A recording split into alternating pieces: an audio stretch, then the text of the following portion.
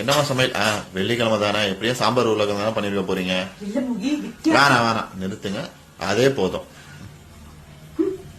இப்படிதாங்க சொல்லுவா. ஆனா செஞ்சு வச்சதுக்கு அப்புறம் நீங்களே பாருங்களேன். இன்னைக்கு நம்ம ஸ்பெஷல் கொங்கு நாட்டு அரிசி பருப்பு சாதம். கண்டிப்பா இது சாம்பார் சாதம் கிடையாது, செம்ம டேஸ்டா இருக்கும். செய்யறது ரொம்ப ஈஸி. இதுக்கு 2 டம்ளர் அரிசியும் 1 டம்ளர் பருப்பு எடுத்து நல்லா வாஷ் பண்ணிட்டு தனித்தனியா 1 மணி நேரம் ஊற வச்சுக்கலாம். இப்ப குக்கரை வச்சு எண்ணெய் விட்டு கடுகுளுத்த பருப்பு, காஞ்ச மிளகாய், கருவேப்பிலை தாளிச்சிட்டு கூடவே பொடியா கட் பண்ண பூண்டு, வெங்காயம் சேர்த்து அதுக்கு வதக்கி கூடவே தக்காளியை சேர்த்து தேவையான அளவுக்கு உப்பு, மஞ்சள் பொடி, பெருங்காயம் சேர்த்து ஒரு வதக்கி இந்த அளவுக்கு வதங்கினதும் அரிசியும் பருப்பையும் இப்ப சேர்த்துடலாம். இது ஒரு கிளறி நல்லா சூடு ஏறினதும் இந்த அரிசிக்கு ஏத்த தண்ணி, நம்ம 2 கிளாஸ் அரிசி எடுத்திருக்கோம், 10 கிளாஸ் தண்ணி விட்டுக்கலாம். இப்ப இந்த தண்ணி நல்லா கொதி வந்ததும் 1 ஸ்பூன் சாம்பார் பொடி, 1 ஸ்பூன் நெய்யும் கண்டிப்பா விடுங்க.